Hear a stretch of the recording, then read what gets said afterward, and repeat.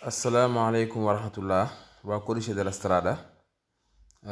tey nag ñu ñëwaat rek defaat benn argument boo xam ne defoon nañ ci vidéo ba pare, mais nag ñu bari def nañ dañ ko dese comprendre. xam naa léegi tey quiz yi ci lay wax. Quiz yi demande yi nga xam ne moo ci jëm muy limiti di velocità, ay demande am vero falso yëpp bu ko defee bu ñu ko lire ensemble mën naa tax boo defaatee quiz nga bañ cee def ay erreur. léegi ñoom dañ ko xaaj juróom benn xaaj. ñu wax ci bu njëkk bi di il conducente deve regolare la velocità. fan la conducente bi, chauffeur bi fan lay régler vitesse am, fan lay yemale vitesse am. ñu dugg ci woowu xool ay demande am.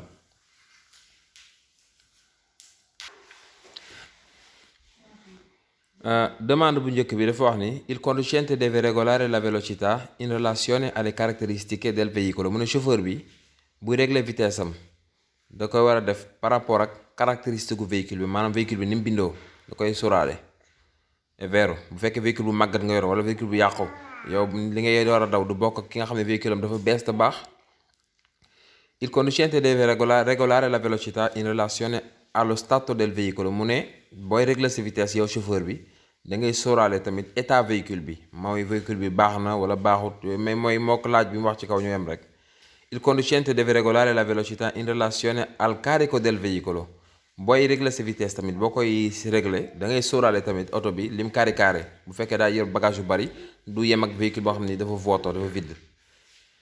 Il conducente deve regolare la velocità in relazione alle caratteristiche della strada. mu ne chauffeur bi buy régler vitesse am tamit daa war a sóoraale tamit caractéristique strada bi. ginnaaw ba nga sóoraale caractéristique gu véhicule bi da ngay sóoraale caractéristique strada, maanaam strada bi ni mu bindoo moom tamit strada bu baax la wala baaxul, yooyu yëpp da nga koy bàyyi xel.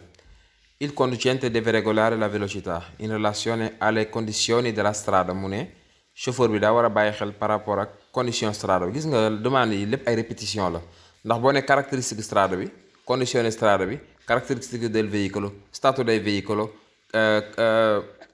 carico del veicolo, lépp ay condition véhicule la rek, yooyu yëpp da nga koy bàyyi xel.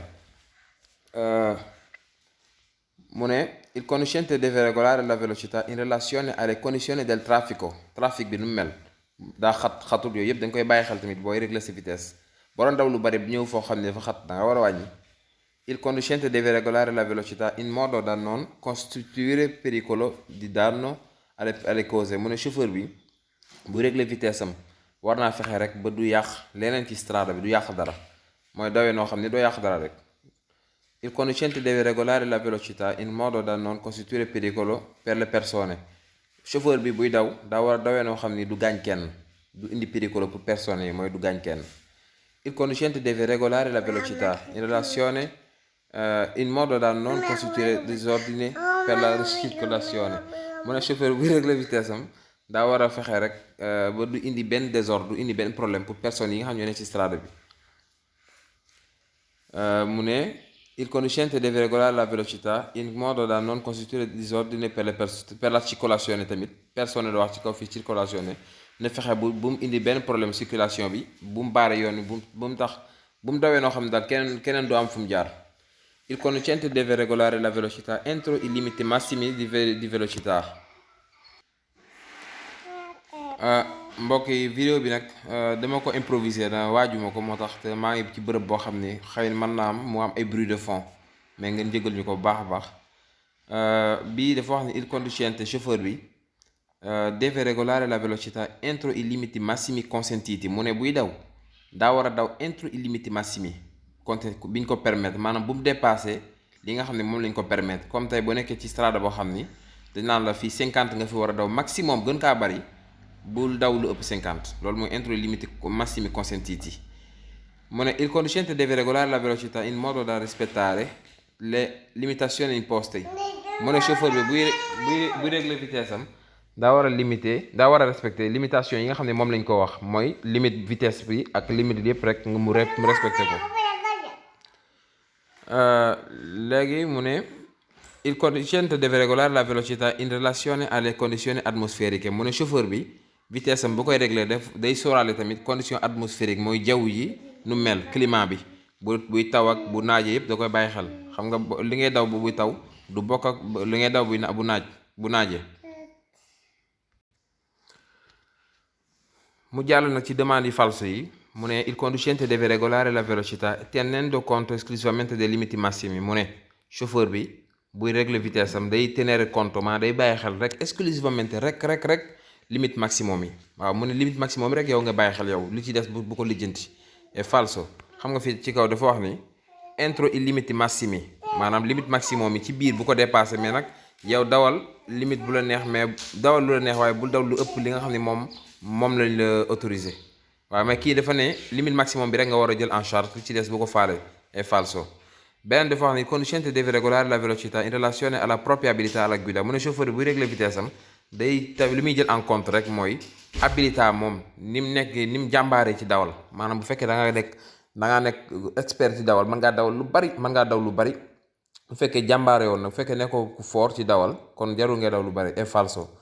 beneen bi dafa wax ni il conducente deve regolare la velocità in relazione alla marca dei pneumatici. mu ne chauffeur bi buy régler vitesse am da koy def par rapport ak marque pneu yi nga yor ban marque la, Michelin la wala ban. è falso.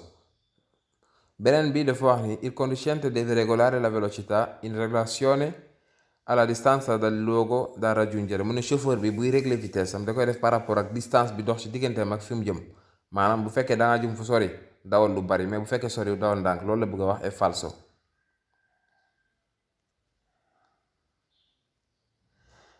beneen bi ñu jàll ci beneen xaaj bi mu ne obbligo di regolazione di velocità. mu ne obligation bi chauffeur bi am pour régler vitesse am. il conducente deve sempre mantenere il controllo del veicolo. mu ne chauffeur bi toujours daa war a am contrôle ci véhicule bi, maanaam dawee vitesse boo xam ne yow dootoo am contrôle baaxul. da nga war a am contrôle saa soo bëggee taxaw saa soo bëggee départ loolu moo baax. il conducente deve sempre essere in grado di arrestare il veicolo in condizioni di sicurezza. chauffeur bi toujours buy dawal war naa nekk in grado, maanaam war naa capable taxawal oto bi en sécurité, maanaam taxawaay boo xamante ni doo ci am benn coono. waaye di dawee noo xam ne booy taxaw da ngay freiner bay bëgg a dee oto bi direeku, loolu baaxul, loolu du condizione di sicurezza. mu ne il conducente deve poter arrestare il veicolo nel tempo di visibilità e in condizione di sicurezza. mu ne chauffeur bi war naa mën a arrêter véhicule bi ci tempo di visibilità ci campo di visibilità, maanaam ci kem li muy gis ak ci condition de sécurité. maanaam yow xooloo sa kanam di daw normal nga xam ne yow li ngay bëgg fi nga bëgg oto bi yem fa booy taxaw mu mën faa yem mais bañ ko dépasser. loolu mooy campo di visibilità bi nga xam ne moom nga am. è obbligatorio regolare la velocità nelle curve. mu ne dafa obligatoire nag boo nekkee ci virage yoon woo xam ne dafa dëng nga régler sa vitesse, nga wàññi sa vitesse, nga yemale sa vitesse. bu ne regolare newul nga wàññi ko wala nga yokk ko, mais nga yemale ko pour mu yem ci virage bi. È obbligatorio regolare la velocità nei tratti di strada a visibilità limitata. mu ne dafa obligatoire nga yemale sa vitesse ci diggante yoo xam ne ci strada bi dafa nekk a visibilità limitata, maanaam boo fa eggee li ngay gisee doo gis bu baax, maanaam dafa lëndëm ba doo gis, wala mu nekk ab virage boo xam ne li ngay gis fi nga gis du sori, wala nga nekk ci ab incrocio boo xam ne doo gis fu sori. foofu boo fa nekk obligatoirement da nga war a yemale sa vitesse. È obbligatorio regolare la velocità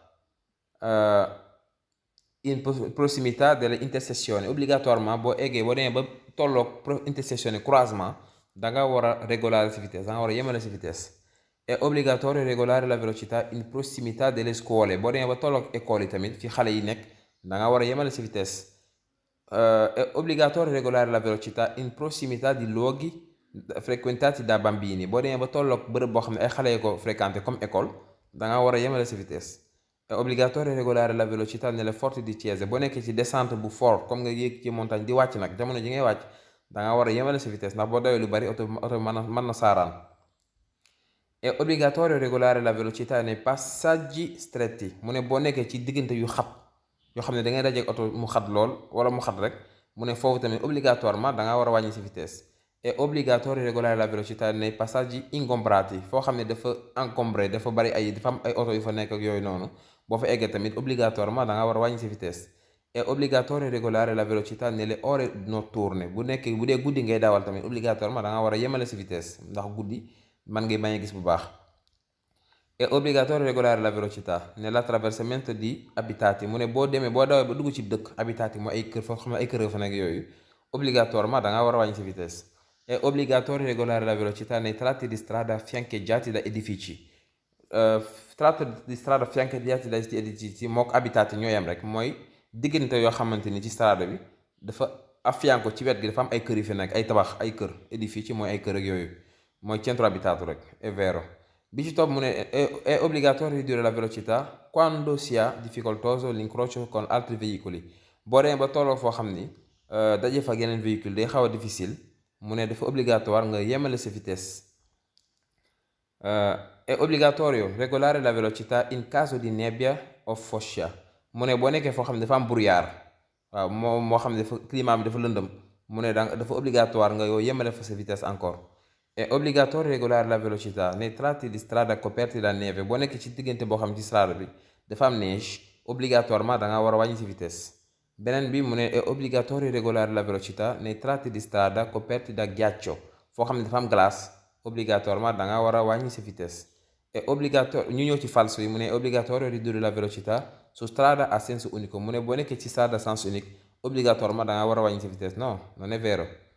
Strada mën naa ni sens unique par yaatu baax nga xam ne mën nga faa daw lu bari.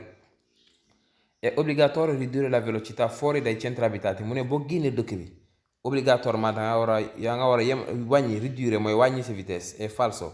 Fuori centro abitati foofu moom mën nga fa am liberté bu baax mais centro abitati moom ay nit fa moo tax ñuy wax nga wàññi sa vitesse. È obbligatorio ridurre la velocità nelle strade provinciali. Mu ne boo nekkee ci strada provinciale yoon noo xam ne yoonu province bi la mu ne da nga war a wàññi sa vitesse. È falso. È obbligatorio regolare la velocità nelle ore diurne ma non in quelle notturne. Mu ne dafa obligatoire nga yemale sa vitesse bu dee ore diurne mooy bëccëg waaye bu dee notturne guddi jarul nga koy wàññi. È falso. È obbligatorio regolare la velocità nei rettilinei e non in curve. Mu ne dafa obligatoire nga wàññi sa vitesse nga yemale sa vitesse ci rettilinei mooy yoon woo xam ne dafa jub kocc dafa jub mais boo nekkee ci virage ci curve yoonu dëng jarul nga koy regolare. È falso. yoon fi ngay regolare sa vitesse mooy curve.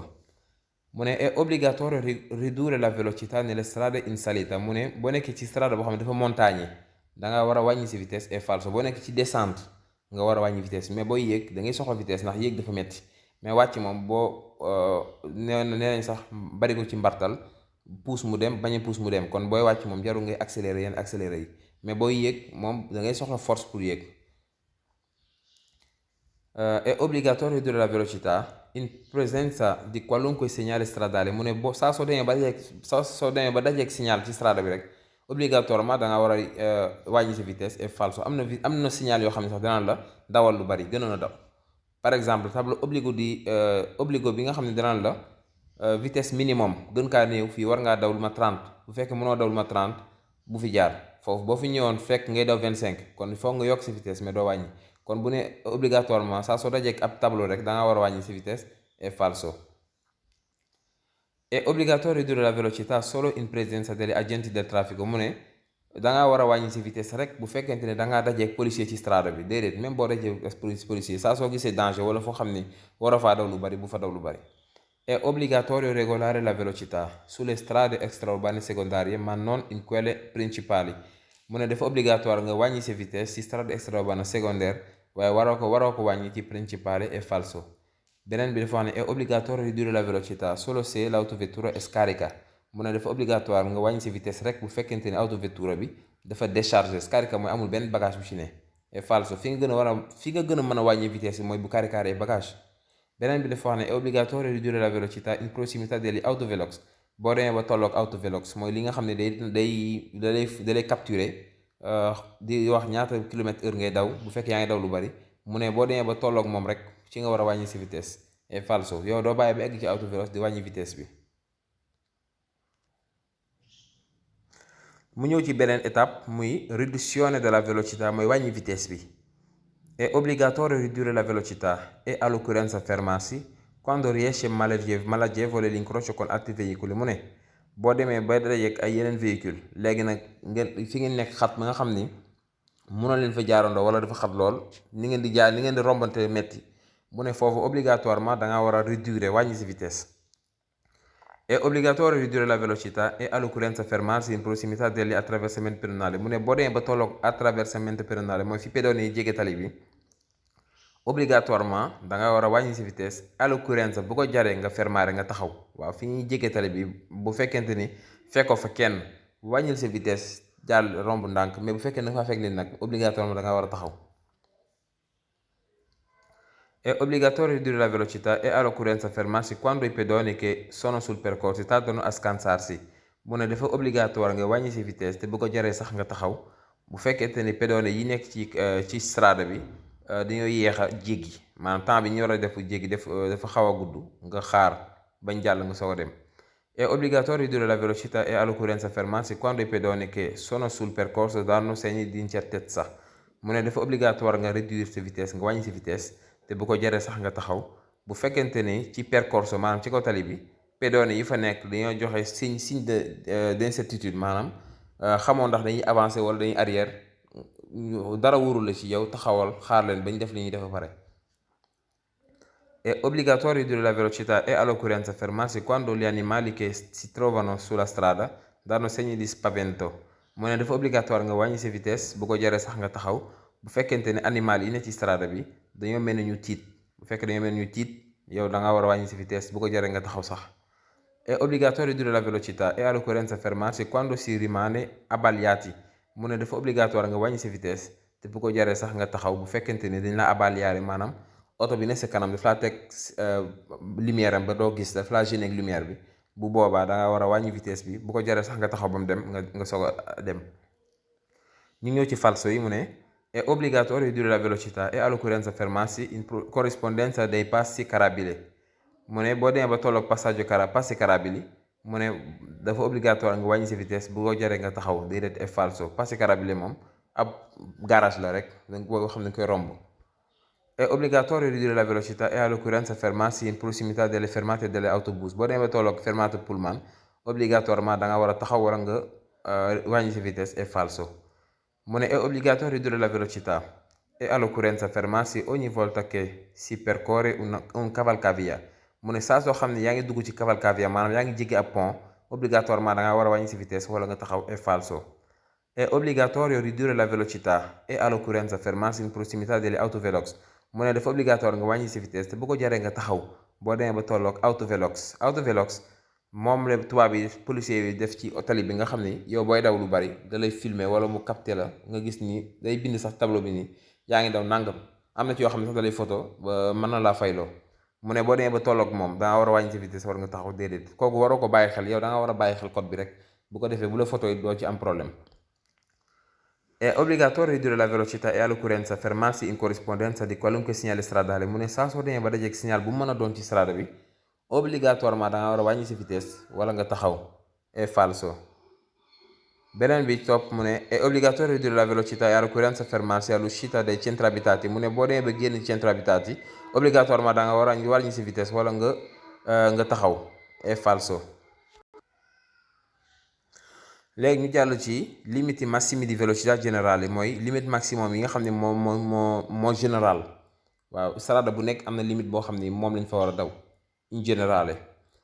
mu ne il limite massimo di velocità per un'autovettura sulle autostrade è ordinariamente di 130 km/h. mu ne ci autoroute autovettura mooy particulier yi ñuy dawal ñun, nga xam ni boo amee patente bii moom ngay dawal. mu ne moom bu nekkee ci autoroute limite maximum am ordinaire warul passé 130 km/h. waroo daw ba daw lu ëpp 130 km/h ci autoroute. mooy limite générale bi nag. bu ne général mooy mën nañ faa def tableau bu lay wax dawal 50, mais nag bu fe benn tableau neewul 130 mooy limite maximum bi. Il limite massimo di velocità per un'autovettura sulle strade extraurbane principali è di 110 km/h. mu ne bu fekkente ne da nga nekk ci strade extraurbane principale nag, bu boobaa 110 km/h la pour autovettura, sempre autovettura lay wax. Il limite massimo di velocità per un'autovettura sulle strade extraurbane secondarie. mu ne bu dee strade extraurbane secondarie nag moom pour autovettura 90 km/h lay doon, moom la war a doon. bu dee centro abitati autovettura bu fa nekkee 50 km/h la war a daw. mu ne léegi damay résumer fii ci kaw, maanaam autovettura, motociclo, autovettura boo xam ne dafa lonk lu ñuy wax carrello appendici, mooy carrello yu ndaw yi. oto boo xamante ni ëpp lu 3 tonnes 500, ñooñu bu ñu nekkee ci strade yi ñoo bokk ay limite de vitesse. bu nekkee ci autoroute 130 la, bu nekkee ci strade extraurbane principale 110 la, bu ñu nekkee ci strada extraurbana secondaria 90 la bu ñu nekkee ci strada urbana mooy ci dëkk bi 50 la. léegi ñu jàll mu ne il limite massimo di velocità per un autoveicolo fino gis nga boo xam ne ëpput 3 tonnes 500 ci autoroute 130 km/h la comme autovettura. mu ne limite massimo di velocità per un autocarro boo xam ne fino a 3,5 tonnellate ci strada extraurbana principale 110 la ba tey comme autovettura. autocarro mooy camion boo xam ne moom limite maximum moom ëpp 3 tonnes 500 ci strada extraurbana secondaria mu ne moom principale mu ne moom 110 km/h la comme ni ko autovettura bi amee. mu ne il limite massimo di velocità per un autoveicolo fino a 3,5 tonnellate sulle strade extraurbane secondarie è di 90 km/h come bee rek 90 km/h la. il limite massimo di velocità per un motociclo nei centri abitati motociclo bu ne ci biir dëkk bi 50 km/h la comme autovettura encore mooy li ma doon tudd noonu rek. il limite massimo di velocità per un'autovettura in presenza di apposito segnale in tratti di autostrade con particolari caratteristiche è di 150 km/h mu ne autoroute am na nu muy bindoo nag nekk strada bu baax boo xam ne day am ak ay caractéristiques yu baax mën nañ ko yóbbu ba 150 au lieu de 130 mën nañ ko yóbbu ba 150 km/h waaw mais boobaa da am tableau boo xam ne moo la koy xamal mais du yow yaay ñëw rek di daw 150.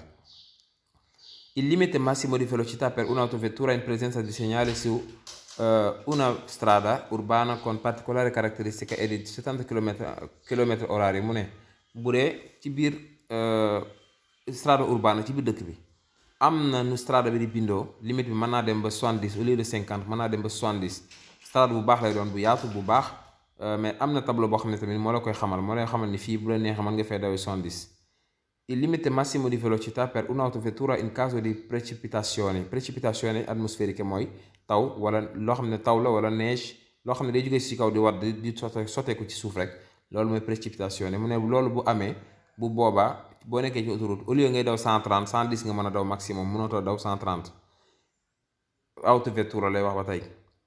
il limite massimo di velocità per un'autovettura in caso di precipitazioni atmosferiche ci strada extraurbana secondaria principale 90 km/h lay doon.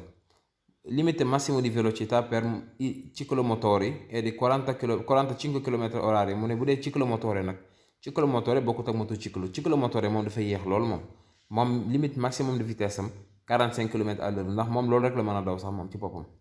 il limite massimo di velocità per i quadricicli non leggeri limite maximum de vitesse pour quadricicli yu mag yi non leggeri mooy yu mag yi fuori dei centri urbani bu ñu génn dëkk bi mu ne 80 km/h la. il limite massimo di velocità per una macchina agricola bu dee macchina agricola boo xam ne gommata boo xam ne dafa am ay pneu mu ne limite maximum 40 km/h la.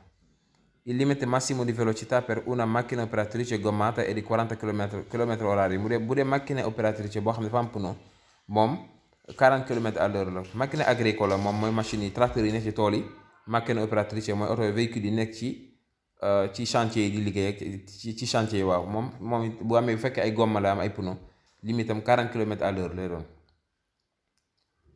léegi ñoom seen demande falso yi xaw naa bari mais ñu ñëw ci rek mu ne il limite massimo di velocità per un'autovettura su una qualsiasi autostrada è di 150 km/h mu ne limite maximum vitesse pour autovettura ci autostrada bu mu mën a doon mu ne 150 km/h la est falso 130 km/h mooy limite maximum général bi mooy bi nga xam ne moom lañ gën a xam. léegi nag strada bi am na nu muy bindoo ñu defal la tableau boo xam ne danaan la fi mën nga fay daw 150 mais 130 moo gën a siiw moom la répété waat ci suuf mu ne limite maximum vitesse pour autovettura ci strada extraurbana principale 90 km/h la. pour autovettura su una strada extraurbana principale mu ne 90 km/h la déedéet 110 km/h la du 90. il limite massimo di velocità per un'autovettura su una strada extraurbana secondaria è di 70 km/h mu ne bu dee autovettura ci strada extraurbana secondaria mu ne 70 km/h è falso 90 la war a doon moom tamit. il limite massimo di velocità per un'autovettura nei centri abitati mu ne bu fekkee ci biir dëkk bi la centro abitato la autovettura moom 70 km/h moom sempre moom la war a daw è sempre è falso non è sempre bi gën a général mooy 50 léeg-léeg nag strada bi am na nu muy bindoo mën naa dem ba 70 waaye c'est rare du bariwut lu muy am. Il limite massimo di velocità per un'autovettura nei centri abitati è sempre di 50 km/h mu ne limite maximum de vitesse pour autovettura ci biir dëkk bi sempre 50 la 50 moo gën a siiw mais nekkul sempre ndax mën naa dem 70 comme baatu sempre bi ngeen di bàyyi xel rek. Il limite massimo di velocità nei quadricicli fuori dei centri abitati è di 70 km/h mu ne quadricicli bu fekkee dañoo génn dëkk bi seen limite maximum mën naa dem ba 70 km/h è falso. Quadricicli du dem ba 70 km/h. Beneen bi dafa wax ne limite massimo di velocità delle autocarri nei centri abitati è di 40 km/h mu ne autocarri bu nekkee ci biir dëkk bi seen limite maximum 40 km/h la è falso. Il limite massimo di velocità per un autocarro di massa complessiva fino a 3,5 tonnellate sulle autostrade è di 120 km/h mu ne limite maximum de vitesse pour autocarro boo xam ne poids am massam bu carré pare du ëpp 3 tonnes 500 mu ne kooku bu nekkee ci autoroute 120 km/h la war a daw è falso. Bu fekkee ëpp 3 tonnes 500 moom bu nekkee ci autostrade 130 la war a doon mais pas 120 bu ko ëppee nag lay wàññeeku. Il limite massimo di velocità per un autoveicolo fino a 3,5 tonnellate sulle strade extraurbane principali è di 80 km/h mu ne autoveicolo boo xam ni ëpp lu 3 tonnes 500 bu nekkee ci strade extraurbane principali nee na limite maximum 80 km/h la è falso. 90 la war a doon booba 110 la war a doon sax 110. Autoveicolo boo xam ne ëpp 3 tonnes 500 bu nekkee ci strade extraurbane secondarie mook autovettura yi ñoo yem rek 110 km/h lay daw comme vitesse. Il limite massimo di velocità per un autoveicolo fino a 3,5 tonnellate nei centri abitati è di 40 km/h mu ne autoveicolo boo xam ne ëpp lu 3 tonnes 500 bu nekkee ci centro abitati ci biir dëkk bi limitam 40 km/h la è falso. 50 la war a doon mais pas 40. Beneen bi mu ne il limite massimo di velocità per qualsiasi veicolo nei centri abitati è di 60 km/h mu ne limite maximum de vitesse pour véhicule bu mu mën a doon ci biir dëkk bi 60 km/h la è falso. Beneen bi dafa wax ne limite massimo di velocità per una macchina agricola con pneumatici è di 50 km/h mu ne limite maximum de vitesse pour macchina agricola boo xam fa am pneu 50 km/h la è falso. Beneen bi dafa wax ne il limite massimo di velocità per una macchina operatrice gommata è di 50 km/h ñoom ñaar seen limite du 50 mais 40 la.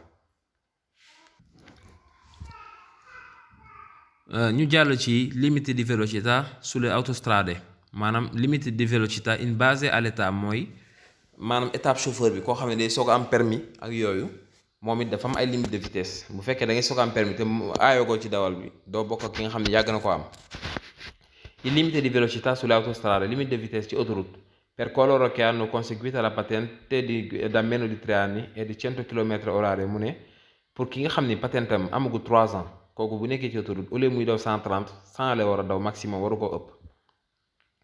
Il limite di velocità sulle strade extraurbane principali boo nekkee ci strade extraurbane principali sa vitesse pour ñi nga xam ne seen patente amagul 3 ans ñoom 90 km/h la ñu war a daw waruñoo daw 110 comme ni ñu koy may ki nga xam ne am na patente bu yàgg. Viaggiare ad alta velocità incide sul consumo del carburante e sull'inquinamento ambientale mu ne di dawee vitesse bu bari day am incidence day am jeexital ci consommation carburant bi li ngay consommer ci essence wala gasoil day tax mu gën a gaaw a jeex ba pare day am influence day am jeexital tamit ci atmosphère bi ci pollution atmosphérique day tax pollution bi gën a bari. Brusche variazioni di velocità maanaam di jékki-jékki di accélérer jékki-jékki freiner comportano maggior consumo di carburante day tax nga consommer lu bari rek waaw même boo koy def lu bari da nga yàq sa xaalis ndax da ngay consommer gasoil lu bari wala essence lu bari. La velocità in curva, vitesse ci virage incide sulla tenuta di strada del veicolo day tax véhicule bi doo ko gën a mën a doo ci mën a am contrôle bu baax tenuta di strada mooy nga mën ko contrôler mu mën a jaar fi nga bëgg mu jaar fa. L'eccessiva velocità in curva può determinare il ribaltamento del veicolo mu ne vitesse bu bari ci virage mën naa tax oto bi def ribaltamento mën naa tax mu këpp mu daanu moom véhicule bi.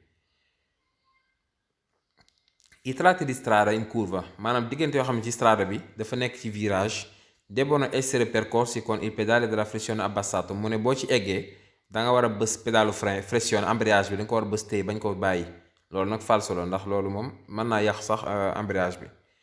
Il limite di velocità sulle autostrade, limite di vitesse ci autoroute per coloro che hanno conseguito la patente da meno di 3 anni est de 110 km/h mu ne ki nga xam ne patentam mi ngi ko am dans moins de 3 ans mu ne moom bu nekkee ci autoroute 110 km/h mooy limitam déedéet 100 km/h la war a doon mais pas 110.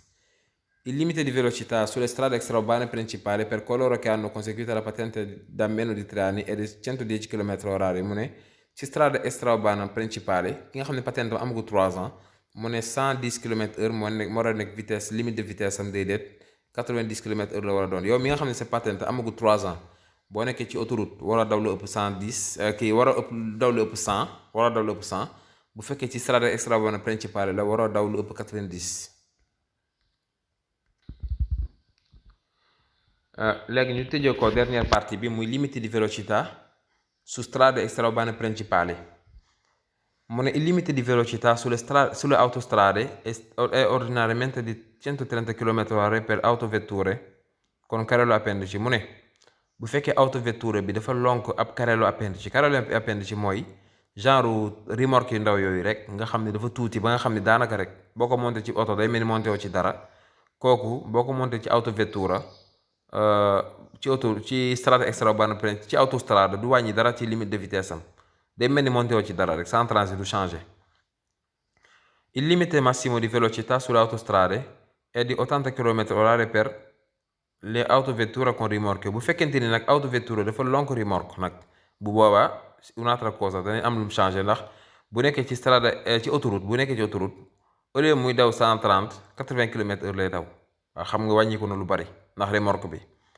Il limite massimo di velocità sulle autostrade, il limite massimo di vitesse ci autoroute è ordinariamente di 130 km/h per i motocicli mu ne 130 km/h la war a doon pour motocicli yi. È vero ndax motociclo mook autovettura sorewuñ ci vitesse ak doole. Il limite massimo di velocità sulle autostrade, il limite massimo di vitesse ci autoroute è ordinariamente di 130 km/h per autocaravan mu ne ci yoon 130 km/h la war a doon pour autocaravan boo xam ne moom poids am massa am ëpp 3 tonnes 500.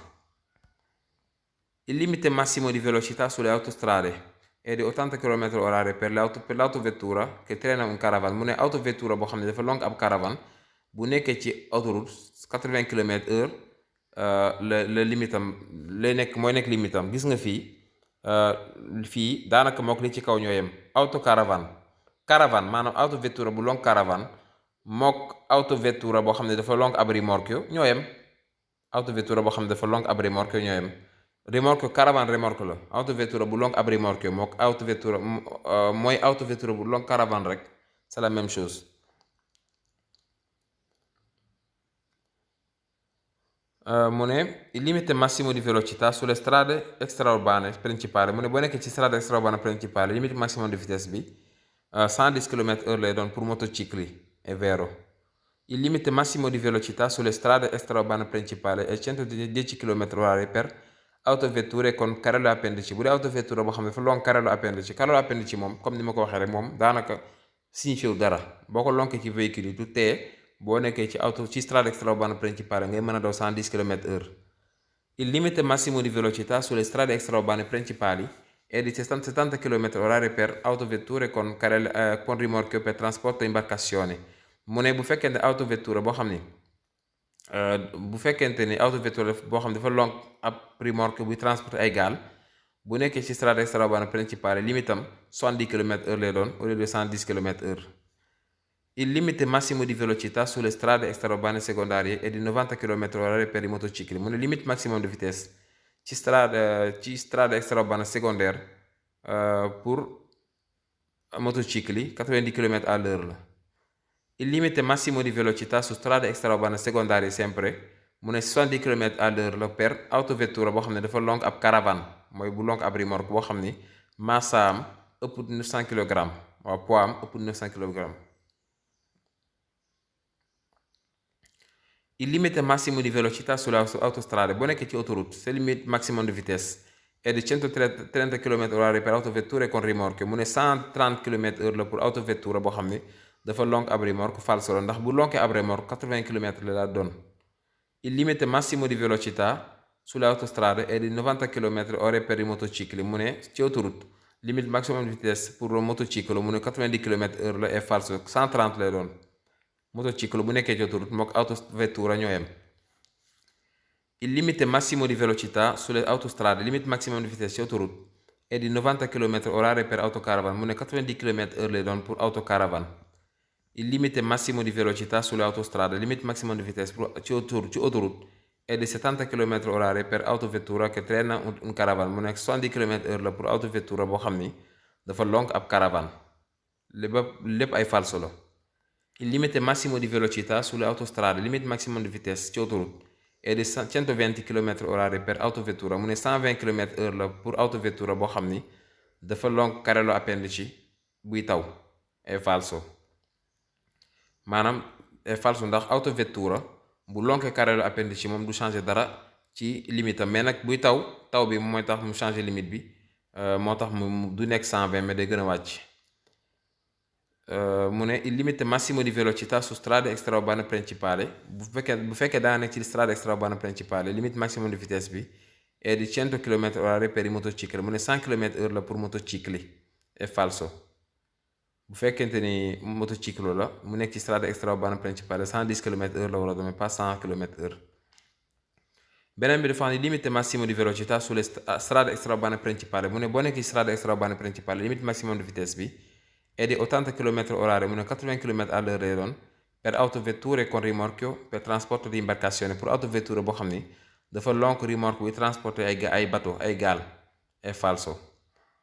beneen bi il limite massimo di velocità sulle strade extraurbane secondarie è di 70 km/h per i motocicli, mu ne bu fekkente ne strade extraurbane secondaire la motocicli yi seen limite maximum 70 km/h lay doon. È falso. mook autovettura ñoo koy yemale 90 km/h la, mais pas 70.